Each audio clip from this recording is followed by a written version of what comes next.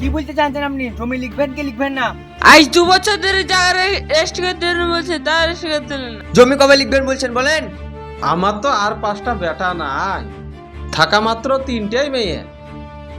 আমার মরে যাওয়ার পরে তো তোমরাই পাবা, কিছুদিন আমার কাছেই থাক না। না না না, ওসব কিছু হবে না। জ্বর ভালো হয়ে যাবে আর ওষুধ দিলে হবে।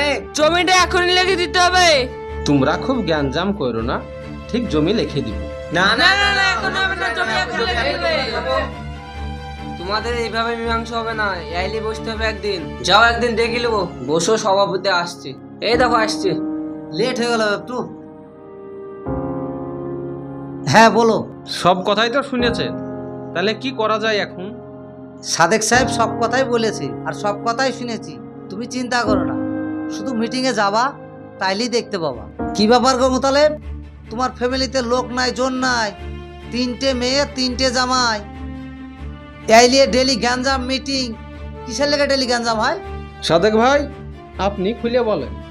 এই মোতালেব ভাইয়ের 3 জামাই এক্ষুনি বলছে জমি লিখে দিতে হবে, তাই লেগেই বসা। হাগো তোমরা এরকম কেন? মুতালেবের তোমরাই 3টে জামাই, আর তো এর আগে পেছে কেউ নাই। তাছাড়া মুতালেব মারা গেলে এর যা সম্পত্তি থাকবে তার ভাগিদার তো তোমরাই 3জনা। আমরা জমিটা চাচ্ছি ব্যবসা করার লেগে, শ্বশুর দিচ্ছে না। এটা কোনো কথা হলো? কেন তোমার বাপের কিছু নাই, তাই নিয়ে ব্যবসা চালু করো না? এটা হতে পারে তোমরা হয়তো কোনো ব্যবসা করছো, তাতে কোনো পয়সা দরকার, তাতে হয়তো কিছু পয়সা দরকার, সেটা বলো, আমরাই নিজে গিয়ে বলবো।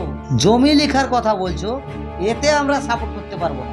মুরল সাহেব, আমার 3টে জামাইকে 2 লাখ করে 6 লাখ টাকা দিব বলে শুনি, ওতে রাজি হয়েছে না, ওরা জমি লিব। তাহলে দেখেন মোতালেব ভাই তো কোনো দোষ দেখছি না। আরে মোতালেব যে কথাটা বলছে সেটা তো খুব ভালো কথা। তোমরা কোনোদিনও মোতালেবের সম্পত্তি নিয়ে সমাজে কোনো আর্জি দিতে পাবা না। যাও তোমরা বাড়ি যাও, মোতালেব মারা যাবে তখন তোমাদের সব সম্পত্তি ভাগ করে দেওয়া হবে। তাহলে আমাদের কি করা যায় এখন? রাস্তা তাহলে একটাই, আমি যা ভাবছি তাই। এটাই সব থেকে ভালো উপায়। যাক, আপদ বিদায় হয়েছে। চ